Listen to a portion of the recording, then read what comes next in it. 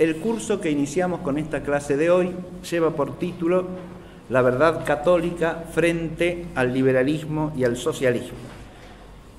Y como subtítulo, invitación a una reflexión sobre la res pública y el bien común. ¿Cuál es la temática de este curso? El título la indica claramente, pero pueden surgir dudas respecto de a qué se refiere. En la portada del programa del curso ustedes tienen una imagen que nos permite situar en principio la perspectiva del curso y por lo tanto el sentido del título. Esta imagen nos remite a la figura del rey David. Es un relieve que representa al rey David y que se encuentra en la portada llamada de las Platerías en la Basílica de Santiago en Compostela. ¿Y por qué la referencia al rey David? Nosotros hemos hecho una serie de cursos que tienen que ver con este hay que inscribirlo en un conjunto.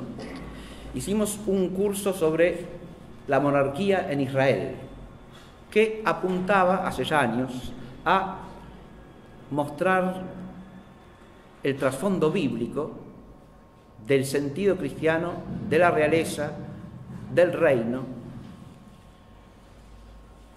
Y David es un emblema de esto, de la realeza crística, podríamos decir, y del reino de Cristo, porque es el rey arquetípico del Antiguo Testamento, pero al mismo tiempo es aquel en el cual se concreta la promesa hecha a Abraham, que se transforma en la promesa de Natán, de un trono para siempre en la casa de David. Es la promesa que se cumple con Jesucristo nuestro Señor, como bien lo señala el Evangelio de Mateo en el capítulo 1.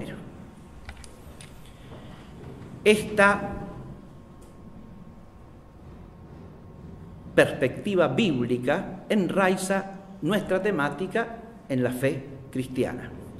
Pero este curso está asociado a otros cursos que hemos hecho. Hemos hecho también un curso sobre la doctrina política de la Iglesia.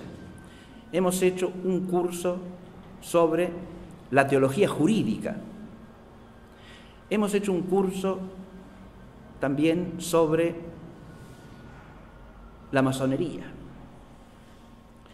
En todos estos cursos hay un hilo conductor. No uno solo, varios, pero hay uno de ellos que es la temática de el orden temporal en relación con la fe cristiana. Y cuáles son los principios fundamentales de la fe en relación con el orden temporal. Cuando decimos el orden temporal, estamos hablando de un orden que es moral, jurídico, político, social, económico.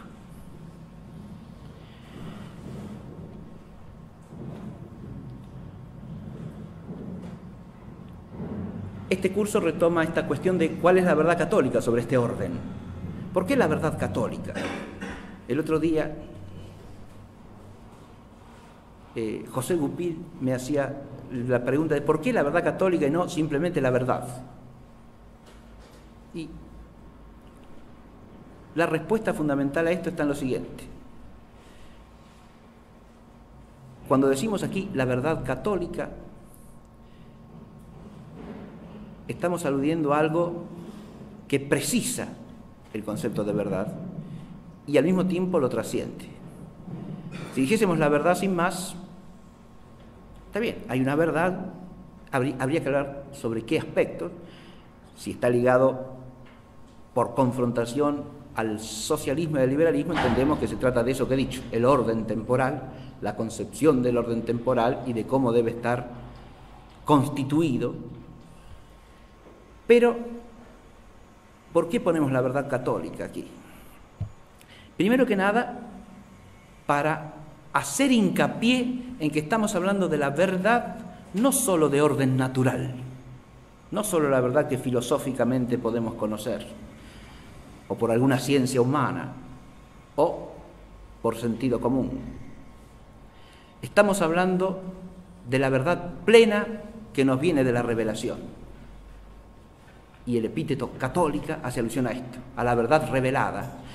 Porque quizá uno de los problemas más graves que tenemos en la concepción del orden temporal hoy día es que solemos referirnos a él, solemos pensar en él o entenderlo sin referencia al orden sobrenatural. Pareciera que el orden temporal con el orden sobrenatural no tiene absolutamente nada que ver, como si fuesen dos mundos inconexos que pertenecen a esferas totalmente distintas y separables de la realidad. Pensar así es pensar la realidad temporal sin fe, lisa y llanamente. Porque la realidad temporal, cualquier realidad creada, vista desde la fe, es vista desde el orden sobrenatural, que abarca todos los órdenes, los trasciende, los incluye y les da sentido a todos. Les da sentido a todos. Hasta tal punto que sin el fin sobrenatural probablemente no existiría ni la naturaleza ni nada.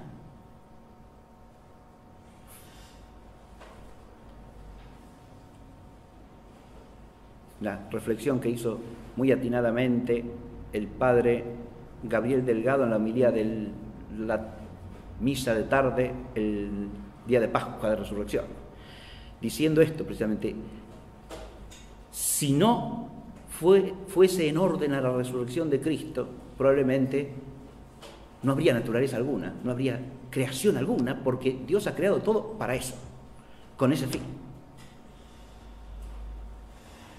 Si de hipótesis absoluta se podría decir que pudo haber creado una realidad sin fin sobrenatural, eso es verdad.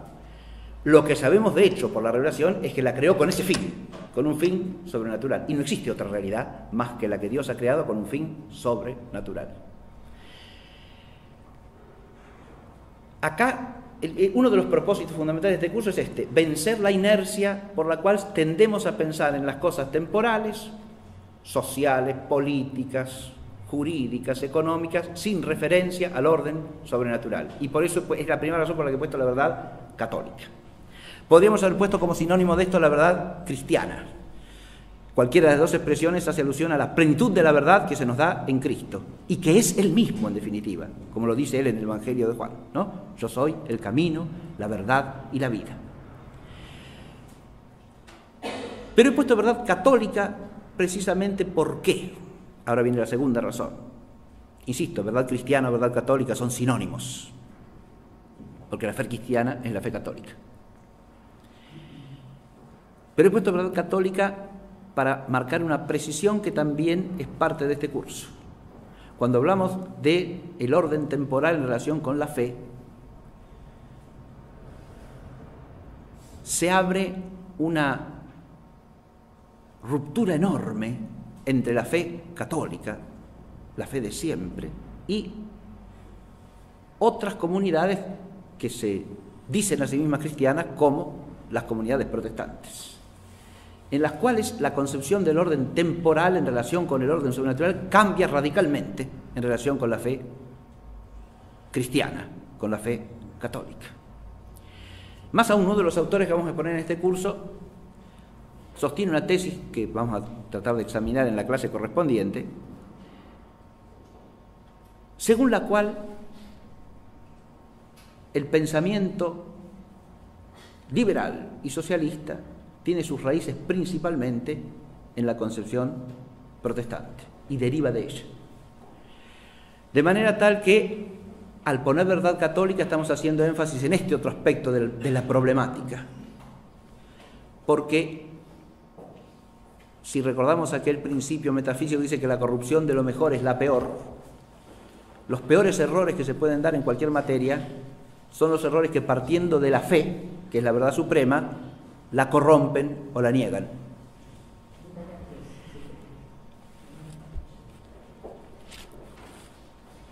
Cuando hablamos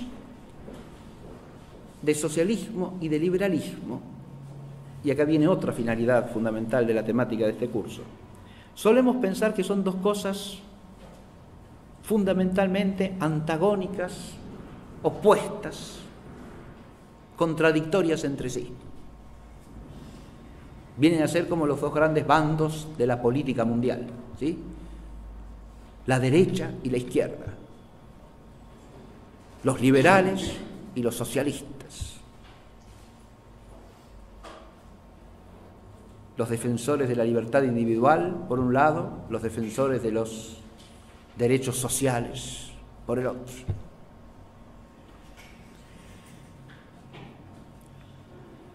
Esa perspectiva, a la luz de la fe, es fundamentalmente errónea, porque mirando la problemática desde la fe cristiana, si algo es claro, es que liberalismo y socialismo no son más que dos matices, dos variantes especificadoras de un mismo error fundamental. Y por lo tanto, la oposición y la distinción básica no pasa entre liberalismo o socialismo. Esa no es una opción real que se le presente a un cristiano en relación con el orden temporal. Liberalismo y socialismo representan dos aspectos, dos vertientes de la misma mentalidad naturalista, racionalista e inmanentista que se opone a la fe cristiana y que es incompatible con ella. Y este es el tercer aspecto básico que quiero desarrollar en el curso. Mostrar, y es lo que está resumido en el título, por un lado la verdad católica y frente a ella un abanico de errores, pero que tienen una raíz común, que brotan de una fuente común y tienen en definitiva una finalidad única. Esto, que hoy día también cuesta pensarlo, porque estamos acostumbrados a pensar según categorías impuestas por el mundo y que no vienen de la luz de la fe. Entonces, nuestra mente también sigue la inercia de lo que se dice habitualmente. Y es lo más fácil, es lógico que nos pase eso, ¿no? Porque cuando oímos constantemente que la alternativa pasa por ahí, pareciera que pasa por ahí. Hay un problema adicional, y es que ciertas formas de entender la doctrina católica sobre el orden temporal tienden a fomentar esta disyuntiva aparente y engañadora. Porque si la doctrina del social de la Iglesia se presenta meramente o básicamente como una especie de intermedio entre el socialismo y el liberalismo, una suerte de tercera posición o de mezcla o de sincretismo entre elementos del socialismo sin llegar a sus extremos y elementos del liberalismo sin llegar a sus extremos, pareciera que la doctrina social de la Iglesia es más de lo mismo.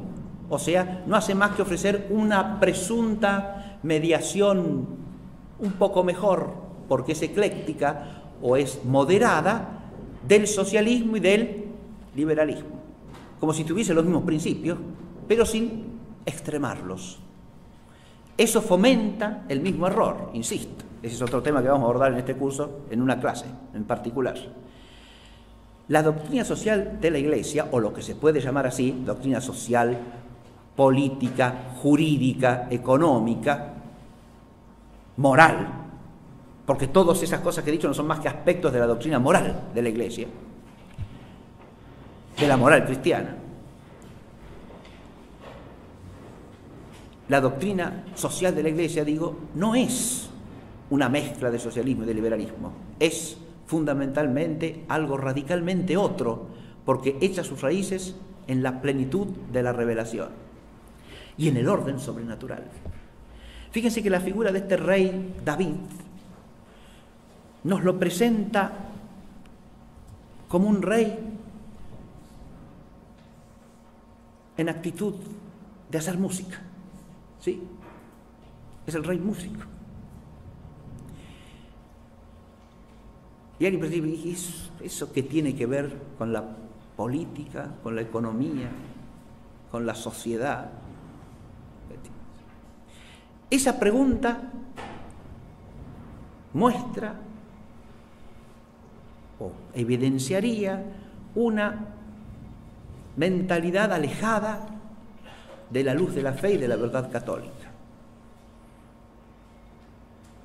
Porque la música, entendida en sentido bíblico, es básicamente oración. y canto de alabanza a Dios. Y todo el orden temporal de la familia, de la sociedad civil, del gobierno humano, en el tiempo, del derecho, de las actividades que llamamos económicas. Todo eso, a la luz de la fe, no es más que un medio para alabar a Dios. Y si no, no está ni visto ni realizado cristianamente. En ese cántico de alabanza se unen todos estos aspectos de la vida humana. Y la alabanza formal que se tributa en la liturgia es la fuente y la cumbre de todas las actividades humanas en el tiempo, porque es la fuente y la cumbre de la vida de la Iglesia. De manera tal que, si no entendemos esto, no estamos ni siquiera ubicados en la esfera de lo que es la verdad católica con respecto a la sociedad, la política, la comunidad, o lo que podemos llamar doctrina social de la Iglesia. Si la doctrina social de la Iglesia se transformase en un discurso en el mismo plano de los discursos socialista, liberal, etcétera, o sea, de los discursos inmanentistas, ya no sería doctrina social de la Iglesia, por más que dijese cosas moralmente exactas. Pero si las dijese desprendidas del misterio, si las dijese desprendidas del culto, si las dijese desprendidas de la alabanza que le debemos a Dios por ser Él quien es y por todo lo que nos da y nos ha dado y nos promete y realiza maravillosamente en el tiempo de la historia, entonces no estamos pensando en esas realidades cristianamente. Fíjense que el presentar a David como músico, yo acá puse otras ilustraciones de David, ¿no? El presentarlo como músico no es una ocurrencia peregrina del que esculpió en Santiago de Compostela, ¿no? Ustedes tienen ahí una miniatura de un códice donde David aparece en la misma actitud, ¿sí? Pulsando la cítara. Y después tienen otro relieve, este es de la Catedral de Reims, donde aparece también en la misma actitud. Y recordemos que David es el arquetipo del rey en el Antiguo Testamento, y es a su vez tipo de nuestro Señor Jesucristo, que es el Rey de la gloria. Y es el Rey soberano, el único Rey que ha recibido potestad soberana sobre los cielos y sobre la tierra, y a quien está sometido también todo el orden temporal. De manera tal que lo que vamos a proponer en este curso es también ubicar toda la doctrina de la Iglesia acerca del orden temporal, o sea, la doctrina que llamamos aquí en este título del curso Verdad Católica, en esta perspectiva plenamente teológica y plenamente ligada al orden sobrenatural y al misterio de Cristo.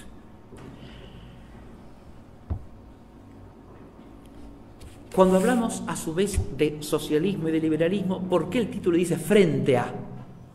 ¿Por qué frente? No se podría decir, bueno, encontrar todo lo que hay de positivo en esas doctrinas. Si uno se pone frente, puede hacerlo. Si no, no. ¿Y por qué? Porque esas doctrinas, en sus fundamentos, son primariamente errores contra la fe. Y esto es algo que en el magisterio de la Iglesia, tomado en su conjunto histórico, es clarísimo. ¿Qué son liberalismo y socialismo en toda la serie de documentos eclesiásticos que se ocupan de estos temas a lo largo del siglo XIX y XX? Cuando se nombran por su nombre, cuando constan explícitamente, están nombrados como gravísimos errores que todo católico debe evitar. Esto es clarísimo si vamos a los documentos de Pío IX, resumidos o elencados en el famoso Syllabus, donde aparecen los errores liberales y los errores socialistas, comunistas, etc. León XIII ha escrito dos encíclicas que son pilares en la relación de la fe católica con el socialismo y el liberalismo, porque al tema del socialismo le dedicó la encíclica Quod Apostolici Muneris y al tema del liberalismo la encíclica Libertas Prestantissimum. En ambas encíclicas contiene la refutación, primero la exposición, después la refutación sólida y amplia, fundada en la verdad católica, de estas doctrinas. Yo voy a leer algunos pequeños pasajes de una y de otra, simplemente para ubicar la razón del frente A.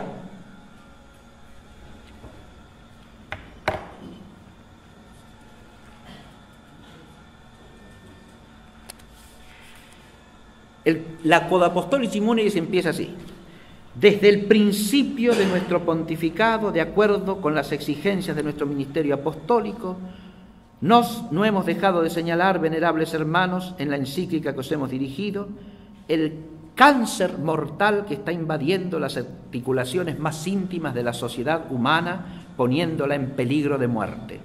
Hemos indicado al mismo tiempo los remedios más eficaces para recobrar la salud social y para escapar de los gravísimos peligros que amenazan a la sociedad. Pero los males que entonces deplorábamos han crecido en poco tiempo de tal manera que nos vemos obligados a dirigiros otra vez la palabra, como si resonase en nuestros oídos la palabra del profeta. Clama a voz en cuello sin cesar, alza tu voz como trompeta. Sin dificultad alguna comprendéis, venerables hermanos, que nos referimos a esos hombres sectarios que con diversos y casi bárbaros nombres se denominan socialistas, comunistas y nihilistas. Sin dificultad alguna comprendéis, venerables hermanos, que estos, esparcidos por toda la tierra y coligados estrechamente entre sí con una inicua asociación, no buscan ya su defensa en las tinieblas de las reuniones ocultas, sino que confiados y a cara descubierta salen a la luz pública y se empeñan por ejecutar el plan hace tiempo concebido de derribar los fundamentos de la sociedad civil. Son estos, sin duda, los que, según el testimonio de la Sagrada Escritura, manchan su carne, menosprecian la autoridad y blasfeman de las dignidades.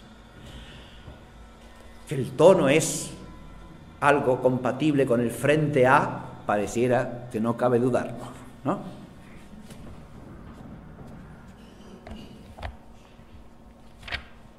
En la Libertas Prestantissimum dice así: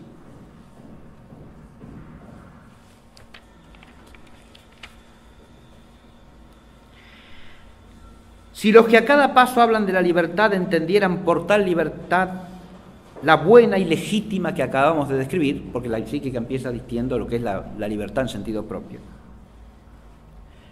o sea, en sentido cristiano, nadie osaría acusar a la Iglesia con el injusto reproche que le hacen de ser enemiga de la libertad de los individuos y de la libertad del Estado. Pero son ya muchos los que, imitando a Lucifer, del cual es aquella criminal expresión «no serviré», entienden por libertad lo que es una pura y absurda licencia. Tales son los partidarios de ese sistema tan extendido y poderoso y que, tomando el nombre de la misma libertad, se llaman a sí mismos liberales. Y luego viene la descripción de los 3 grados de liberalismo, los 3 incompatibles con la fe de la Iglesia, es decir, con la verdad católica.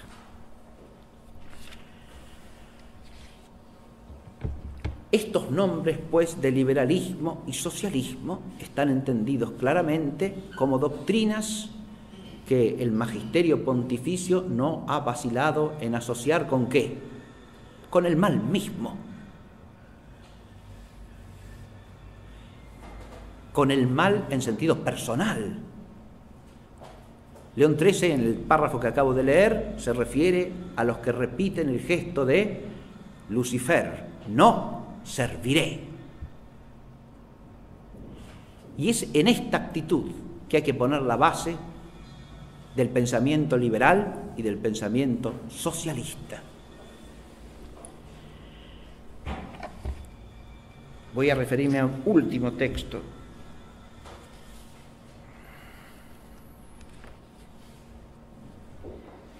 El Papa San Pío X escribió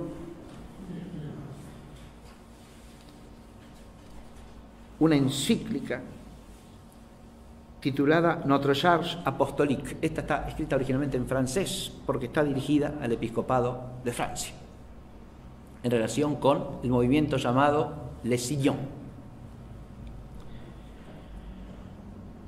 Y dice así: esto es, sin embargo, lo que quieren hacer de la sociedad humana.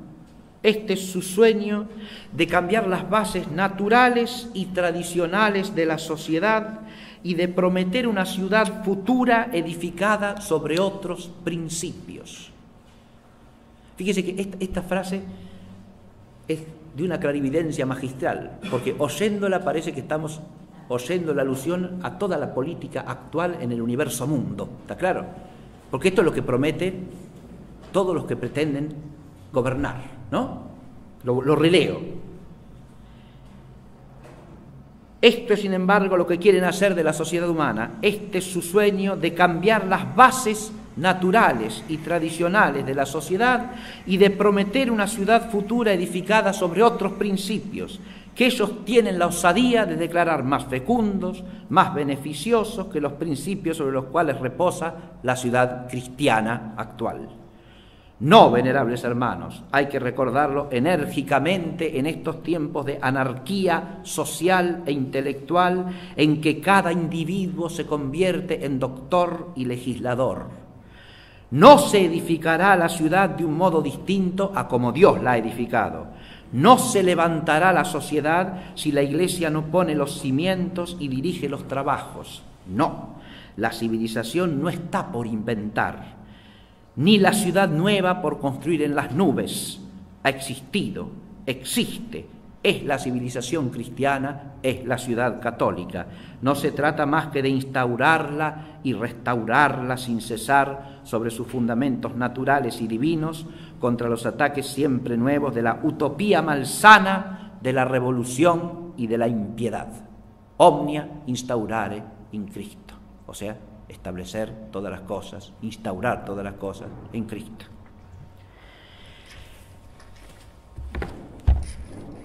Me he apoyado en estos textos del Magisterio porque en estos textos vibra con claridad la oposición entre la verdad católica y los extravíos del naturalismo, del racionalismo, del inmanentismo, representados por el liberalismo y por el socialismo. Pero además de vibrar enérgicamente esa actitud de confrontación con el error, ¿no?, estos textos hacen pie constantemente en la doctrina revelada. No aluden a la realidad política repitiendo frases, repitiendo sonsonetes, como se suele decir con barbarismo inglés, slogans, tomados del discurso mundano, sino que hablan de estas realidades haciendo pie en la verdad revelada. Eso, desde esta época hasta hoy día, se ha tornado cada vez más difícil. Pero en esa época ya era difícil, porque los errores liberales y socialistas se abrían campo ampliamente en la vida real de las sociedades y conquistaban puestos de poder e influían en la legislación. Ahora bien, digo que esto, con el correr de las décadas, desde allí hasta nosotros, el último texto que leí es de comienzos del siglo XX, tiene un poco más de 100 años.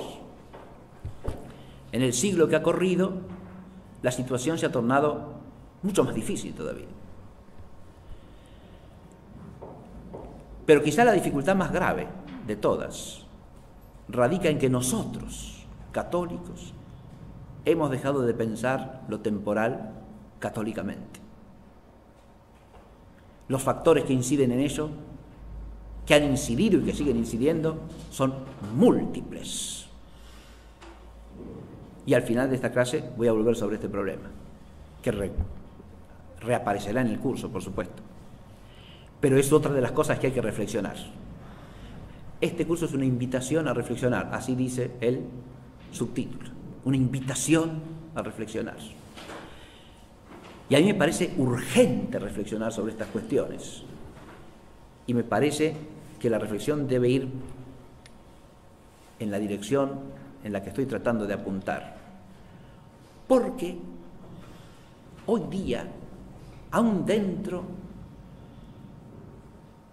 de la misma Santa Madre Iglesia, reinan confusiones enormes sobre esta materia. Hace poco tiempo hemos oído declaraciones públicas de un cardenal de la Santa Romana Iglesia diciendo que la China, un Estado ateo, materialista, revolucionario, cuyas normas desprecian y pisotean en general la ley natural, que la China es un ejemplo de seguimiento de la doctrina social de la Iglesia.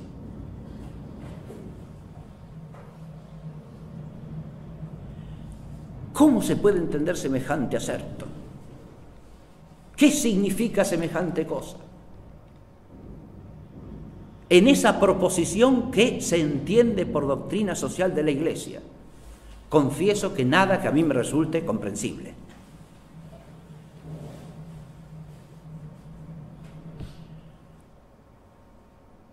Eso no es más que un síntoma de una situación compleja, ardua.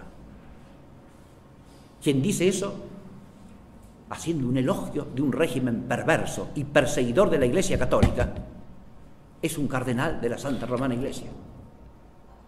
Entonces, hace falta hacer una reflexión. La reflexión se hace necesaria y se hace urgente, porque la confusión es generalizada.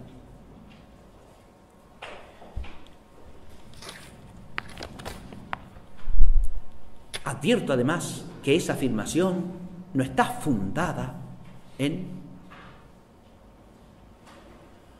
la verdad revelada, no busca fundamentarse en la doctrina de la fe. Es una afirmación en gran medida gratuita, es una observación de hecho, pero que pone en juego nada más y nada menos que la doctrina social de la Iglesia. La doctrina social de la Iglesia está ejemplarmente seguida por la China.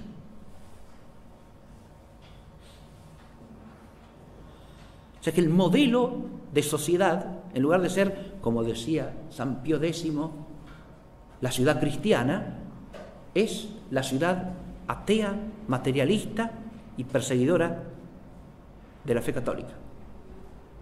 ¿Cómo se entiende semejante cosa? ¿Qué significa semejante aserto? Pregunto. ¿Es nada más que una declaración diplomática? Ahora, si es nada más que una declaración diplomática, de nuevo hay que decir que reina la confusión. Porque si una declaración diplomática se puede justificar pragmáticamente, aun cuando sea contraria a la fe de la Iglesia, proferida por alguien cuya finalidad principal tiene que ser promover la fe y la verdad católica, entonces de nuevo ya no se entiende nada de nada. Porque la diplomacia tiene límites, como toda cosa. Y si hay algo claro a la verdad católica, es que esos límites tienen que ver fundamentalmente con la verdad de la fe. Ahora voy a aclarar brevemente un poco más los términos de la cuestión, que ya queda planteada.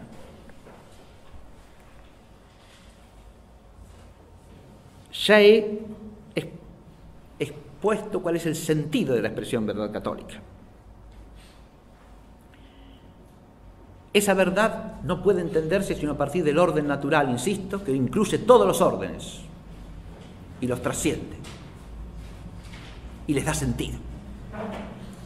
Por eso cuando hablamos de la verdad católica en materia social y dejamos de lado lo sobrenatural, no decimos nada. Si usted habla de la sociedad humana y no parte de que el fundamento de toda sociedad humana es la familia, y que la familia es una institución establecida por Dios, que no puede ser cualquier cosa, y que la única familia que funda y ordena la vida social como Dios la quiere es la familia según la ley natural y según la voluntad de Dios. La familia, sin la cual no hay sociedad sana, es la familia que Dios ha querido que exista. Y esta familia tiene su sentido último en la familia cristiana, que no es meramente de orden natural, es un misterio, y es un misterio sacramental, en el cual habitan energías sobrenaturales y que tiene un fundamento y un fin sobrenatural, y también medios sobrenaturales de existencia. Eso nos lleva directamente al misterio, fíjense, porque la familia cristiana es misterio en el misterio que es Cristo. Esto lo dice explícitamente San Pablo. ¿Por qué es un sacramento grande el matrimonio, según San Pablo? Porque es una participación e imagen de la unión entre Cristo y su Iglesia. Este es un ejemplo. Si no llevamos a ese plano la doctrina de la Iglesia, o sea, la verdad católica acerca del orden temporal, no decimos la verdad católica. Ese es otro de los problemas. Suele haber un minimalismo. Nos conformamos con decir, bueno, lo que es conforme a la ley natural. Y está bien, porque la ley natural es ley de Dios. La ley natural siempre hay que defenderla, porque es parte del orden. Pero la ley natural no termina el orden. Es apenas una condición necesaria, pero no suficiente del orden. Pero además sabemos que el hombre caído desde Adán no puede ni siquiera conocer ampliamente la ley natural, y mucho menos seguirla plenamente en su vida, y mucho menos en el orden total de la sociedad, sin la energía de la gracia de Cristo Redentor. Y eso es una verdad de hecho, y es una verdad de fe.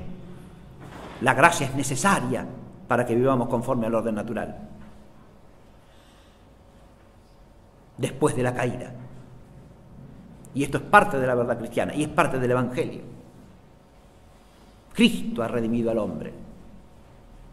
El hombre no se redime a sí mismo, organizando la sociedad de tal o cual manera, estableciendo la prevalencia absoluta de la libertad de cada quien para hacer lo que mejor le plazca, construyendo la sociedad fundada solo en el hombre, convertido en Dios del hombre. Eso es lo que se opone a la verdad católica. Eso son liberalismo y socialismo, intentos de construir la sociedad solo fundada en el hombre. Y por eso, vuelvo al texto de San Pío X, el lema que los une, ¿cuál es? No serviré. Es la rebelión satánica. De nuevo, hay que ir al orden sobrenatural para entender eso. No se trata de una cuestión de doctrinas que se discuten filosóficamente, se trata de un trasfondo religioso último, de la actitud fundamental frente a Dios y frente a su Cristo.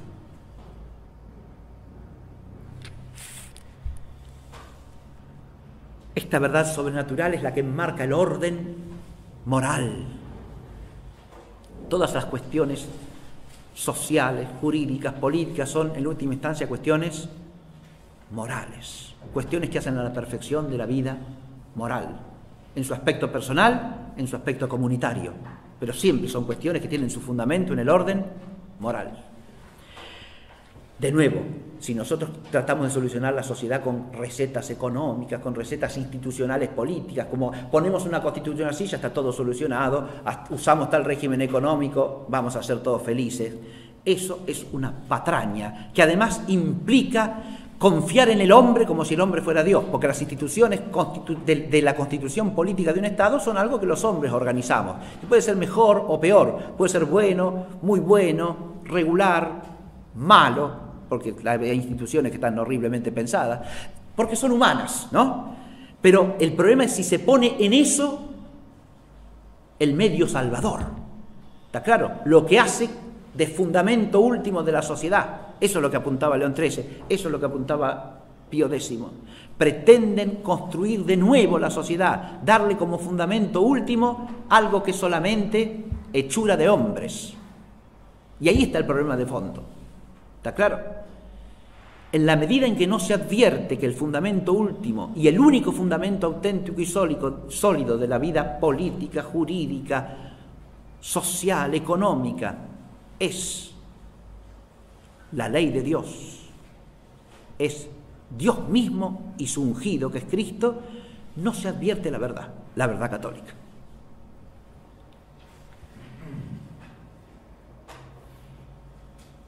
Cada uno de los órdenes, el orden social fundado en la familia, en las iniciativas de los particulares, según la ley natural, el orden político, cuya autoridad se funda en la de Dios. Su autoridad se funda en la de Dios. A este tema le hemos dedicado un espacio considerable en otros cursos. El principio y fundamento de la autoridad política.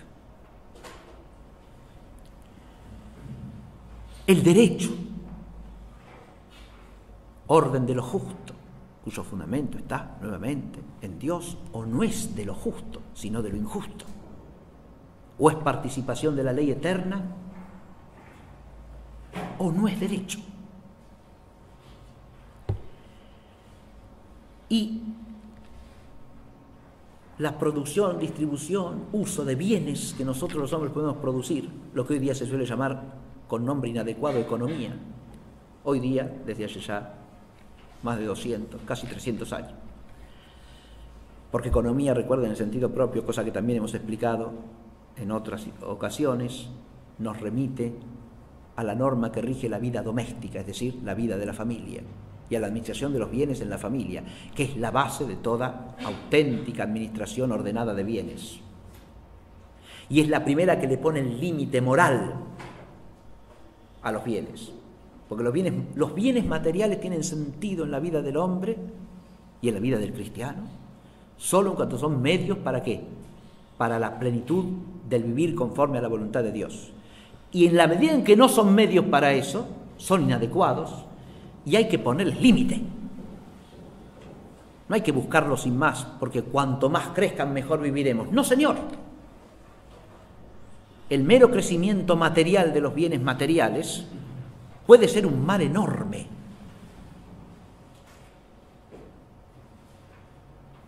Porque pueden acarrear para el hombre ensoberbecimiento, vanidad, petulancia, presunción de autosuficiencia, ociosidad, vicios de toda clase.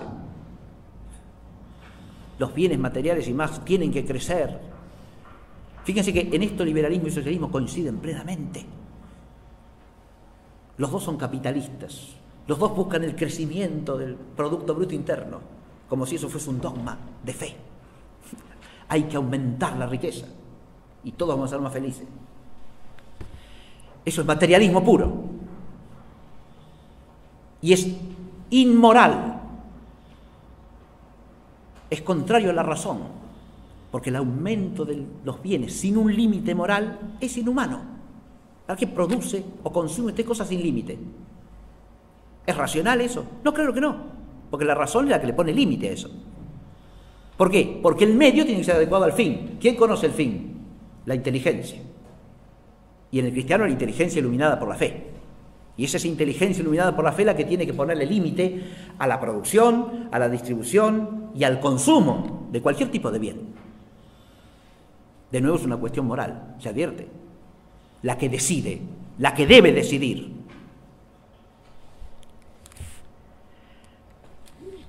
Detrás de todos estos órdenes está en juego la cuestión del bien común. Y de nuevo, cuando nos ubicamos en el plano del socialismo y materialismo, el bien común se hace puramente humano y puramente inmanente, en cualquiera de los dos casos, desde el socialismo o desde el liberalismo. No hay más bien común que el bien meramente humano y meramente inmanente. La doctrina tradicional de la Iglesia enseña que el bien común de orden sobrenatural eterno es el fin de la sociedad eclesial, mientras que el bien común temporal es el de la sociedad civil. Ahora, bien común temporal quiere decir meramente humano, meramente natural, meramente inmanente. Jamás. Temporal quiere decir el bien al que tendemos en la vida temporal. Adviértase que el bien al que hemos de tender en la vida temporal no es meramente natural, porque el fin de la vida temporal es a su vez el fin eterno, de modo tal que toda la vida temporal tiene que estar según el orden y la jerarquía de los bienes, en la cual el bien sobrenatural ocupa el lugar supremo, ordenada adecuadamente para que los hombres que vivimos en el tiempo podamos tender eficazmente hacia el fin último eterno, es decir, hacia la vida eterna. Esto implica que todo el orden temporal se subordine, se subalterne al fin sobrenatural. ¿Es posible eso si el gobierno no está fundado en la verdad católica? Ciertamente que no, porque sin la verdad católica ni siquiera se puede concebir el fin adecuado que tiene que tener el gobierno civil. Una breve digresión acerca del extravío inmanentista. Socialismo y liberalismo, de los que trataremos en las clases sucesivas con mayor amplitud y precisión, pero que entendemos básicamente como dos ideologías que forman parte de la mentalidad naturalista, racionalista, inmanentista. Cuando digo naturalista, digo que rechaza la totalidad del orden sobrenatural o la considera algo que no tiene que tener presencia en la vida pública y en la vida social. Segundo, racionalista, no admite fuentes de sabiduría o de conocimiento fuera de la razón humana y por lo tanto rechaza la luz de la revelación. Y si alguien la quiere aceptar, será para su fuero privado, pero no en la vida pública de nuevo. Tercero, dije inmanentista. ¿Qué quiere decir eso? Que rechaza todo fin trascendente para la existencia humana comunitaria, social, política, jurídica, económica. ¿Está claro? Eso no es más que la negación de la verdad católica. Cada uno de estos tres errores que he dicho, y es incompatible con ella. Y el socialismo y el liberalismo como ideologías forjadas desde allí y que consisten esencialmente en eso, o en la absolutización de la libertad del hombre por encima de la verdad, de cualquier verdad, o en la absolutización de la sociedad humana como si la sociedad humana fuese el hombre. Ese es el núcleo fundamental del liberalismo por un lado, del socialismo por el otro. En los dos casos se parte de una concepción en la cual está subvertida la verdad católica y verdades que son incluso de orden natural, como que la sociedad no es nada sustancial, sino que es un conjunto de relaciones entre personas que son los auténticos seres reales que constituyen la sociedad. Y estas personas somos los hombres, criaturas de Dios, hechas a su imagen y según su semejanza. El hombre, la persona humana, es la que tiene que ver con todo el orden sobrenatural, moral, etcétera, y no la sociedad, como si la sociedad fuese la estructura de la cual los hombres no son más que partecitas individuales, y arreglando la máquina que es la sociedad, entonces se arregla todo. No, señor. Esa es la corrupción socialista, que a su vez tiene otras vertientes y otros elementos de error, pero ese es el núcleo básico del error. Y en el liberalismo, ¿cuál es? La absolutización de la libertad del hombre sin fundamento trascendente y sin límites intelectuales y morales, como si la verdad pudiese desprenderse de la verdad y del bien objetivos. Y eso es liberalismo. Aclaro además que liberalismo y socialismo coinciden profundamente en los dos errores, porque los liberales también pretenden construir la sociedad, como dice San Pío X en Notre Chars Apostolique. Pretenden construir la sociedad sobre bases nuevas puestas solamente por el hombre. Si pretenden construir la sociedad para salvar al hombre, son socialistas. No se trata de que la sociedad se desarrolle según las virtudes que le permiten al hombre, virtudes naturales y sobrenaturales que le permiten al hombre alcanzar su fin. A eso se ordena también el buen gobierno, a que prevalezca y cunda la virtud. ¿De qué está hablando? Y de lo que es el buen gobierno, según la verdad católica. Ahora voy a terminar con una reflexión sobre el buen y el mal gobierno. Liberalismo y socialismo. El socialismo a su vez es liberal, porque el socialismo defiende históricamente todos los que llaman libertades o derechos de orden político y social, ¿sí? Con limitaciones, claro, contra el abuso que los poderosos, las clases privilegiadas pueden hacer de eso, pero son defensores de todas las libertades públicas, a rajatabla. Libertad de opinión, libertad de prensa, libertad de culto, etcétera, etcétera. ¿Difiere en eso algo el socialismo del liberalismo? Absolutamente en nada. ¿Está claro? ¿No? La coincidencia sustancial se puede ejemplificar, o la voy a ejemplificar, aludiendo a dos autores que representan estas corrientes en el siglo XX de manera extraordinariamente relevante como ideólogos de una y otra.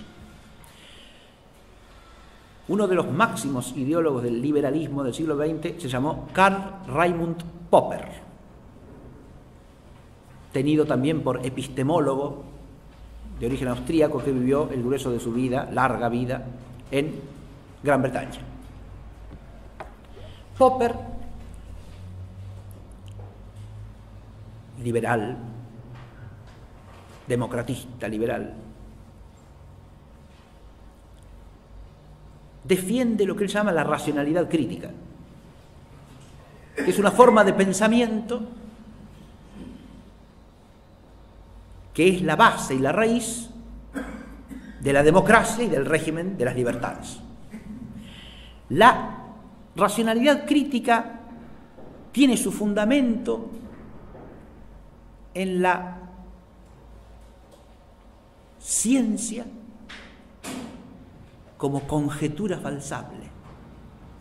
¿Qué quiere decir esto? Que usted, para ser racional, primero que nada, tiene que admitir que todo lo que el hombre conoce es conjetural. Es una pura hipótesis.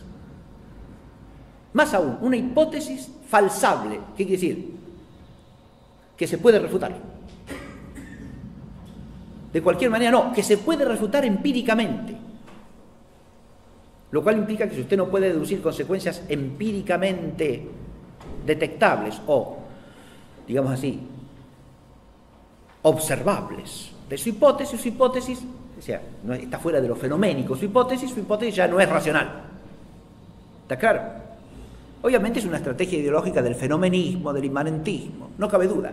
Pero Popper lo que enfatiza es la idea de que si uno es racional no puede hablar más que conjeturalmente. Eso es un escepticismo, obviamente, ¿no? Porque es el rechazo de ¿qué? De que haya verdad cierta. Si todo es conjetural, no hay verdad. Claro que no, dice Popper. El que pretende que hay una verdad absoluta es irracional. Ahí ya la verdad católica, que no puede pretenderse sino absoluta porque es verdad revelada,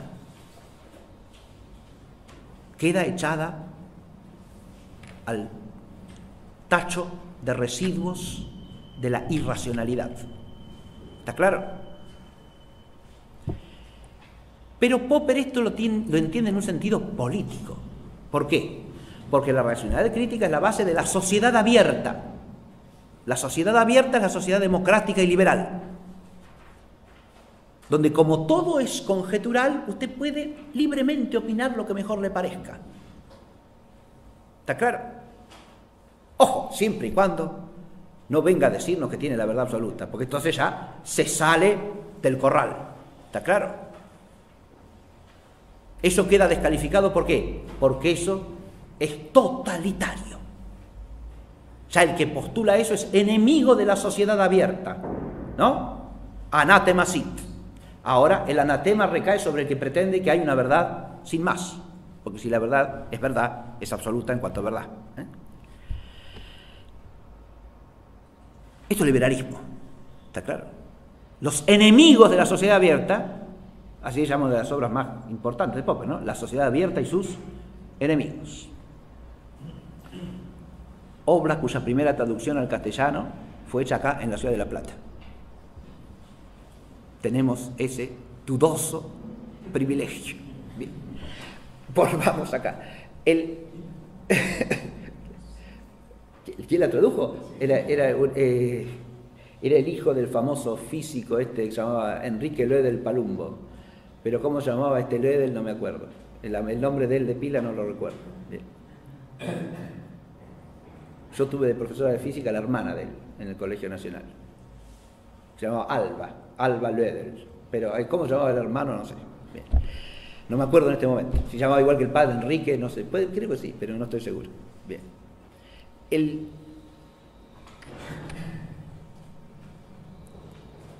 Los enemigos de la sociedad abierta, ¿quiénes son? En la antigüedad, los grandes pensadores metafísicos. Platón, sobre todo, al que Popper detesta fervorosamente. ¿Sí? ¿Por qué? Y porque, como habla de la trascendencia y de un fundamento metafísico eterno e inalterable del orden de las cosas mutables, no puede menos que decir que hay verdad, en sentido absoluto, claro. Y después, ¿quiénes son los grandes enemigos de la sociedad? Y los cristianos, obviamente, ¿se da cuenta? O sea que la sociedad nueva que hay que edificar, que es la racional, liberal, ¿qué excluye? La fe, evidente, porque la fe es enemiga de la sociedad abierta. Ahora, si usted me dice que tiene fe, pero la admite como una conjetura, estamos bien, podemos ser amigos, no hay problema. ¿Está claro? Si usted admite que lo que usted llama la verdad católica es una opinión más entre otras opiniones, que tienen los mismos derechos de cualquier opinión, estamos de acuerdo, no hay problema. Pero la sociedad no se puede fundar en eso que usted dice. Tiene que fundarse en que hay conjeturas. A su vez habría que observar, obviamente, una cuestión elemental, como en todo escepticismo. Eso que él está diciendo acerca de la sociedad abierta, de la racionalidad crítica, de lo que es la ciencia, ¿es una conjetura a su vez? ¿Y es una conjetura falsable o es una verdad absoluta? Volvamos. El otro representante, este es un liberal, ¿sí? Esto es liberalismo puro, fervoroso liberalismo. El otro que voy a mencionar es Jürgen Habermas. Jürgen Habermas, formado en la tradición de la escuela de Frankfurt, representa el pensamiento de la socialdemocracia alemana. Ahora estamos en el otro bando, los socialistas. Entre unos y otros existen siempre las disputas, ¿no? Que incluso llegan al nivel académico, ¿no?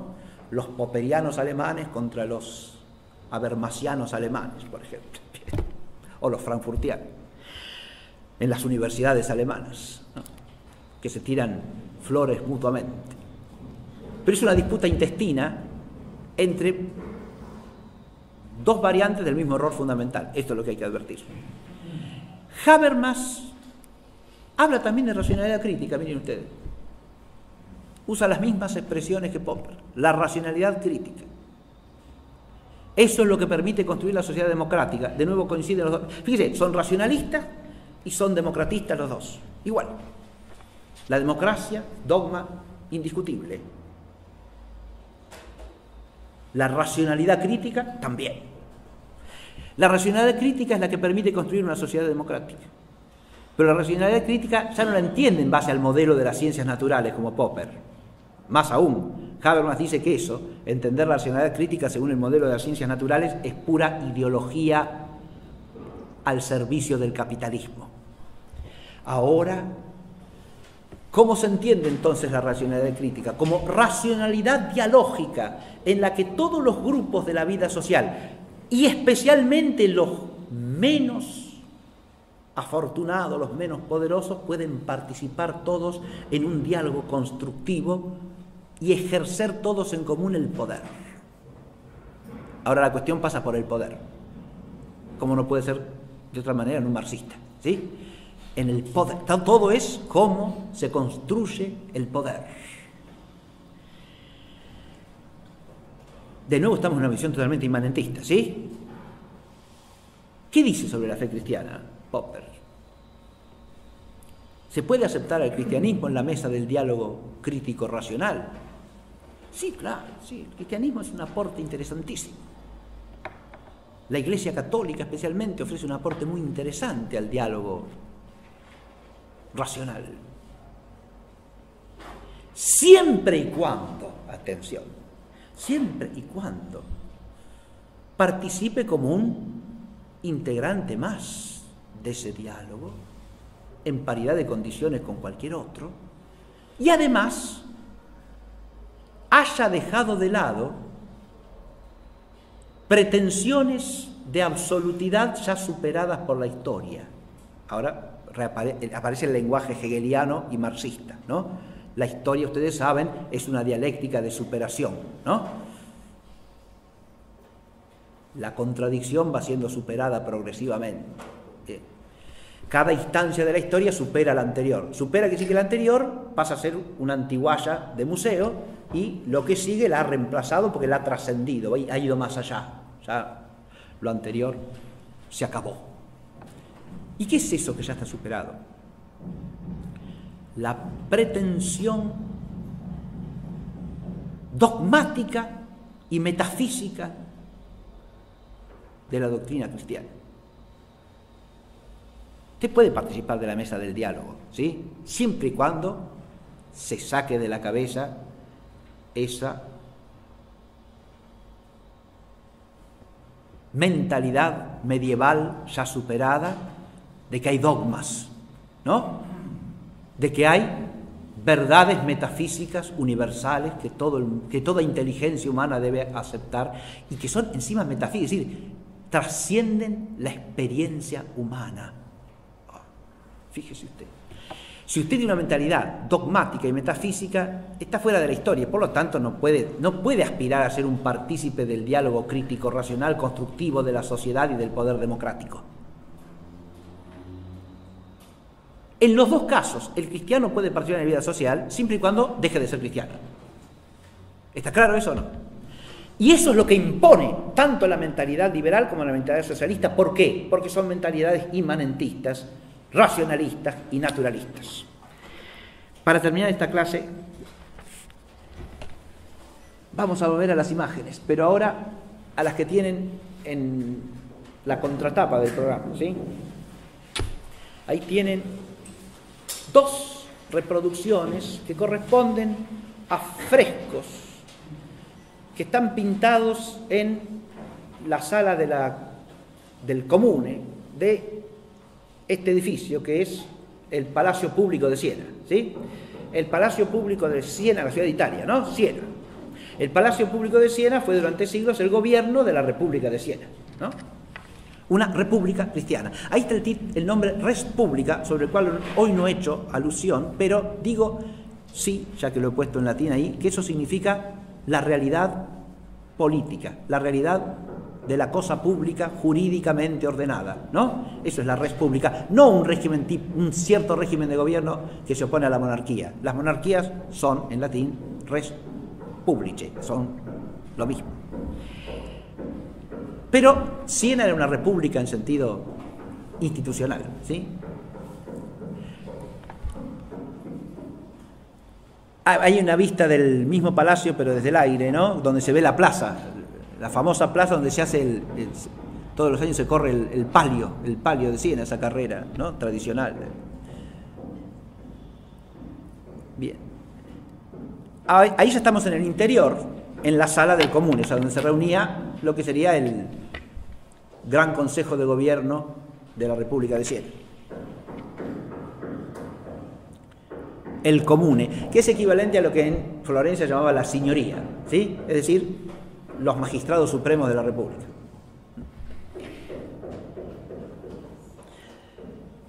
Esta sala fue pintada en el siglo XIV, entre 1338 y 1340 aproximadamente, por Ambrogio Lorenzetti, que pintó ahí las alegorías del buen y del mal gobierno, acompañadas de otros dos frescos. Las del buen y mal gobierno están en los laterales menores, digamos, del rectángulo que es el salón. Y en los mayores están los frutos del buen gobierno de un lado y los frutos del mal gobierno del otro. Esta es la alegoría del buen gobierno, ¿sí? Ustedes la tienen en el programita, ¿verdad? En la alegoría del buen gobierno hay dos figuras centrales, como ustedes pueden ver allí, ¿no? Esta que está aquí y allá la figura coronada, ¿no? Que tiene un escudo en la mano. Estas dos figuras sedentes representan una a la justicia y la otra al gobierno de la República de Siena, ¿sí? Al Comune de Siena. esta que representa la justicia está coronada por una figura alada. La figura alada quiere decir que eso viene ¿de dónde? Del cielo, viene de Dios directamente, ¿no? ¿Y qué se representa esa figura alada? La sabiduría divina. Sin la sabiduría divina no puede haber justicia en la República. Eso es lo que dice el Freno, ¿se dan cuenta? Y la justicia es la base del gobierno de la República. Esta justicia que está acá tiene sus aspectos distintos. Es justicia retributiva de este lado. Fíjense que hay uno que es coronado y por ese ángel que está en uno de los platillos de la balanza, corona a uno y al otro lo decapita, según su mérito, ¿sí? Al criminal la pena, al que obra bien y en orden al bien común la corona, ¿sí? Y del otro lado, en cambio, está representada de alguna manera la justicia conmutativa y distributiva, ¿no? En relación con las actividades más propias de la República de Siena, que son el arte y el comercio, las artes y el comercio. Bien, este sería el pueblo de Siena. La figura que está hacia acá abajo, esto, disculpen que lo puedo mostrar ahí, no, ahí no. Acá está ampliado, ¿sí? ¿Se ve? Abajo de la justicia está la concordia, fíjense, ligada por una especie de cuerda que sale del trono de la justicia y que lleva hacia ella, ¿no? Si impera la justicia, habrá concordia entre quienes, entre los miembros de la sociedad. La concordia, que en latín etimológicamente significa ¿qué cosa? Un acuerdo de los corazones, ¿no? Un común ánimo y un sentimiento de pertenecer a la misma comunidad, porque impera en ella la justicia, ¿no? Bien. Del otro lado está la figura del comune de Siena, o sea, el gobierno de la ciudad. ¿Y quiénes coronan el gobierno de la ciudad desde el cielo? Las tres virtudes teologales: la fe de este lado, la esperanza de aquel otro y arriba la caridad.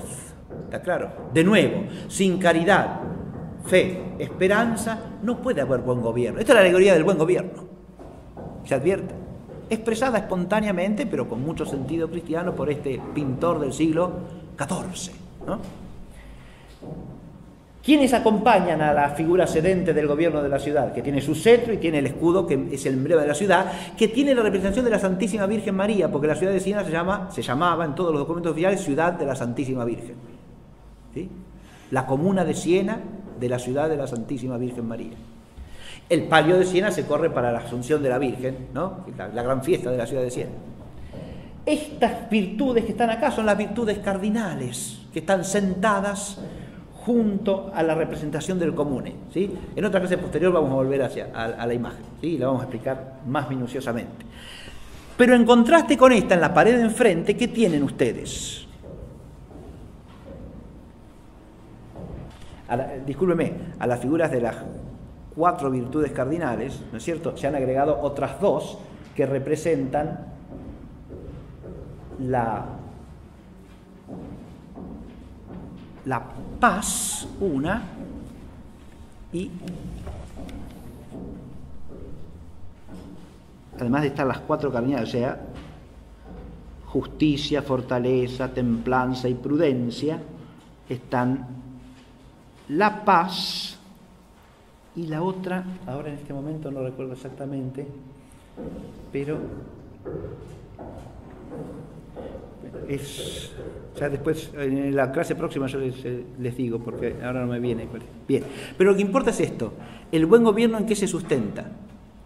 Primero, recibe su grandeza de las virtudes teologales que vienen de lo alto, y después se sustenta por las virtudes morales, sin las cuales no puede haber buen gobernante. Y si no hay buen gobernante, no hay buen gobierno. Cualquier otra cosa es ilusoria. Pensar que por ahí instituciones determinadas las ocupa cualquiera, va a funcionar todo bien, y no, eso es de experiencia y de sentido común que no es así, ¿no?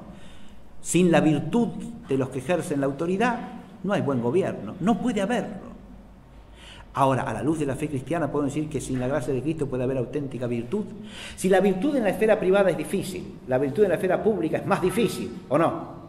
Mucho más difícil. Y cuanto más autoridad se tiene, más difícil, ¿o no? Y entonces, más necesidad de la gracia. y más necesidad de cultivar la virtud. Acá está la alegoría del mal gobierno. Fíjense que la figura que representa el mal gobierno dice tiranía y tiene rasgos diabólicos, ¿no? La tiranía con rasgos demoníacos, evidentes, ¿sí? Está sentado ahí. ¿Quiénes lo coronan? ¿Quiénes lo rodean desde arriba? Ahora, desde arriba lo gobiernan ¿quiénes? La soberbia que está en el medio, la avaricia que está de este lado y la vanagloria que está del otro. ¿Se ve? Las alas de esta figura, como suele hacerse para representar el influjo demoníaco, son alas de murciélago, no alas de ave, como las que se les pintan a los ángeles, ¿sí? Sino alas de murciélago, de vampiro, de lo que estoy diciendo. ¿Y quiénes rodean a la figura? Y los vicios, obviamente, ¿sí? La crueldad, la prodigio, es decir, la traición, el fraude, el furor, la división, y al costado de la división la guerra, que viene de la división. Del otro lado estaba la paz, ¿no? A los pies hay un carnero que representa al demonio, ¿no? Y a la magia. Y junto al carnero la figura que está bastante borrada, porque le falta, fíjense, ha perdido toda la cabeza, ¿no? Es la figura que representa el error y la herejía. Esto es lo que rodea al emblema del mal gobierno. Muy bien.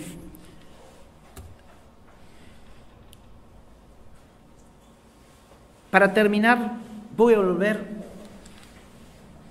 a la figura de David, en relación con la liturgia de la verdad católica, ¿no? Y con esto cerramos.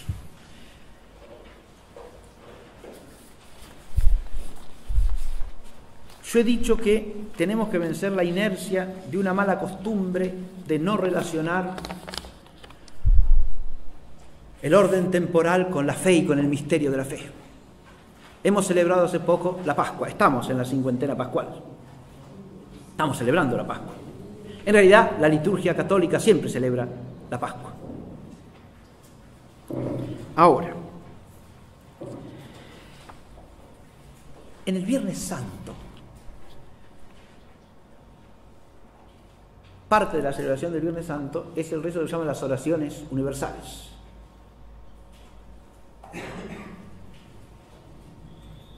Ese rito del Viernes Santo ha sufrido a lo largo del siglo XX varias reformas, ¿sí? La primera la hizo ya Pío XII y la segunda viene con el misal del 1968.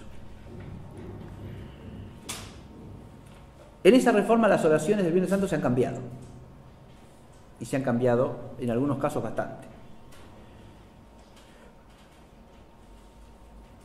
Hay un cambio que lo voy a mencionar porque tiene que ver con la reflexión que yo estoy proponiendo.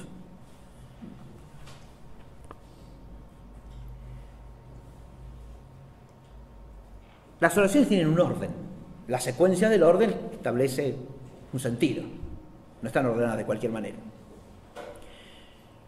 La primera es por la Iglesia, la segunda por el Papa, la tercera por los obispos, presbíteros, diáconos. La fórmula antigua agregaba ahí después todos lo que llaman las órdenes menores, ¿no? Subdiáconos, acólitos, lectores, hostiarios. Y por todo el pueblo santo de Dios, ¿sí? O sea, por todo el pueblo cristiano. Esa es la tercera. ¿Está claro?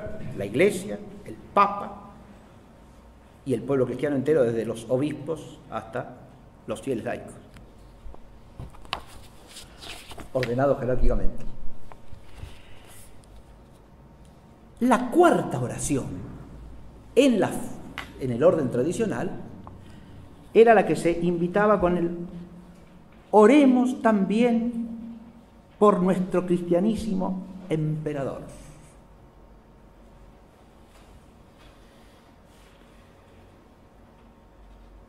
para que el Dios y Señor nuestro haga súbditas suyas a todas las naciones bárbaras en orden a nuestra paz perpetua. Y después la oración decía: omnipotente y eterno Dios, en cuya mano se encuentran todas las potestades y todos los derechos de los reinos, mira con bondad al romano imperio, de modo que las naciones que confían en su ferocidad sean sujetadas por el poder de tu diestra. Por nuestro Señor Jesucristo. Amén. ¿Está claro? Esa oración no existe más. ¿Está claro? No existe más. Era la cuarta, insisto. O sea, después de la Iglesia, el Papa, todos los órdenes eclesiásticos, se rezaba por el emperador romano. Claro, no hay más emperador romano tampoco. No. De hecho, dejó de haberlo estando vigente esta oración. Entonces, ¿qué se hacía en el ritual cuando se celebraba? Esta oración se omitía. Se hacía un pequeño silencio y se seguía con la siguiente, la quinta. Se hacía un pequeño silencio indicando que faltaba algo ahí, ¿no? Si no hay emperador romano, no podemos rogar por el emperador romano, ¿no? Emperador romano en sentido cristiano, se entiende, ¿no? Está hablando del emperador romano, como se llamase de Occidente, ¿no? El que se corresponde al rito romano, el que era coronado en Roma por el Papa, ¿sí? Y que era el que representaba, ¿qué? La cima del orden temporal cristiano. ¿Está claro? Por eso, al rezar por él, se reza ¿por qué? Por todos los gobernantes cristianos, por todos los reyes y príncipes que gobiernan en nombre de Jesucristo nuestro Señor. ¿Está claro? Dejó de haber este imperio ¿cuándo? Y a comienzos del siglo XIX. ¿Está claro?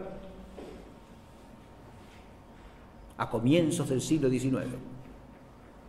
Después ya esta oración había que callarla. En la actual oración del viernes no hay nada que sustituya esto, pero hay algo que de alguna manera tiene que ver con esto. Es la novena de la lista. Después que se ha rezado por todos los miembros de la Iglesia, en el mismo orden, tercero, se reza después por los catecúmenos. La de los catecúmenos en el orden antiguo era la quinta, venía después de esta, que era la oración por el emperador romano, cristiano, ¿no? Después que se reza por los catecúmenos, se reza por lo que se llamaba en la antigua oración herejes y cismáticos, se llama ahora los que creen en Cristo, pero no son parte de la Iglesia. Después la oración por los judíos, después la oración por los que no creen, la de los herejes y cismáticos corresponde ahora a los hermanos separados, ¿sí? La otra, la de los que no creen en Cristo, corresponde a los paganos, ¿no? No creen en Cristo y los que no creen en Dios, se está desdoblada esa, la que se rezaba por los paganos. Después de todas esas que hablan de los que no son parte de la Iglesia, ¿sí? Viene una oración que es por los gobernantes. Oremos también por los gobernantes de todas las naciones. Acá no sabemos si estamos rezando por los gobernantes de otras naciones, quiere decir, pueden ser cristianos, no cristianos, presiden un gobierno cristiano o no. La mayoría no, ¿verdad? Si rezamos por los gobernantes de todas las naciones, alguno será de casualidad cristiano, pero difícilmente presidirá una república cristiana, es decir, un Estado cristianamente ordenado, ¿no? Porque de eso ya, al menos constitucionalmente, casi no quedan. Algunos como el nuestro tienen un resto ahí del artículo ese que dice que el Estado Nacional sostiene el culto católico apostólico romano, ¿verdad? Sí.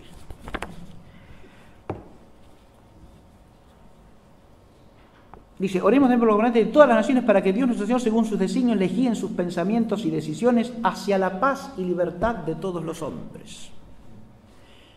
Entiéndase que acá la fórmula ya plantea un problema. ¿Qué quiere decir? Que sus pensamientos y decisiones, ¿no? Dios guíe sus pensamientos hacia la paz y libertad de todos los hombres. La oración plantea por lo menos dos problemas. Insisto que esto es una reflexión. Primer problema, no tiene antecedente oncológico alguno. ¿Qué quiero decir con esto? Que es una oración totalmente nueva.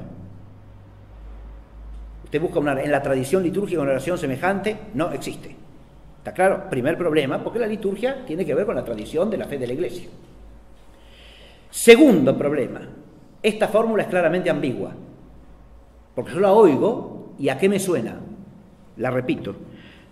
Guíe sus pensamientos hacia la paz y libertad de todos los hombres. ¿Qué paz?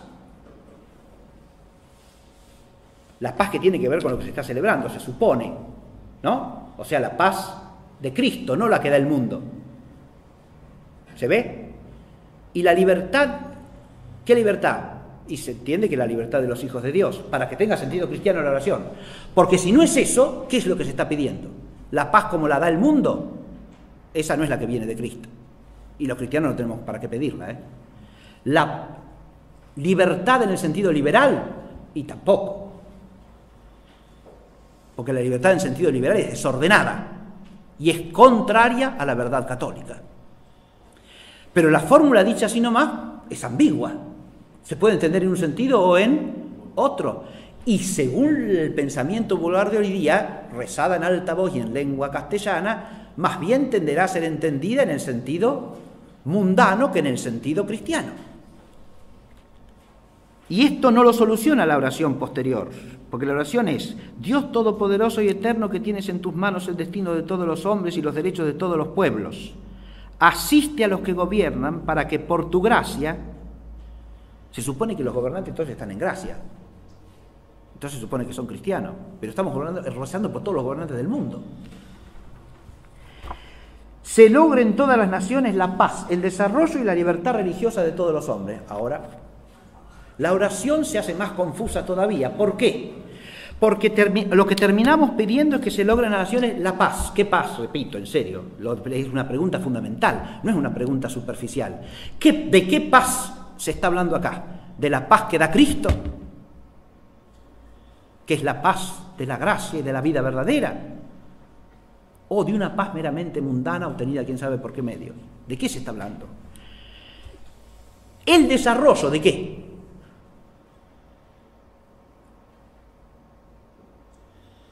Esa oración la podría suscribir un liberal y un socialista, un desarrollista. Sí, ¿qué es eso? El ¿desarrollo qué quiere decir acá? Desarrollo, progreso, ¿de qué? ¿En orden a qué? ¿Hacia qué fin? Y por último, la libertad religiosa de todos los hombres. ¿Qué es eso? Ahora yo había dicho, cuando se habla de libertad, en primer caso, la entendemos en el sentido de libertad de los hijos de Dios, ¿o no? Ahora parece que es otra cosa, porque la libertad religiosa de todos los hombres no es la libertad de los hijos de Dios. ¿Está claro? La libertad religiosa de los hombres parece ser la libertad en sentido liberal, no la libertad en sentido cristiano. Una cosa es sostener que deba ser respetada la libertad religiosa según el orden de lo justo, que implica que no se le puede dar exactamente el mismo derecho a la religión verdadera que a otras religiones, aunque se tolere otro culto. Libertad religiosa bien entendida según la tradición cristiana. Y otra cosa es que se postula una libertad religiosa indiferentista, que es propia del liberalismo y del socialismo. ¿Está claro? Pero estos problemas se plantean nada más y nada menos que en relación con una oración que está en un momento central de la liturgia católica.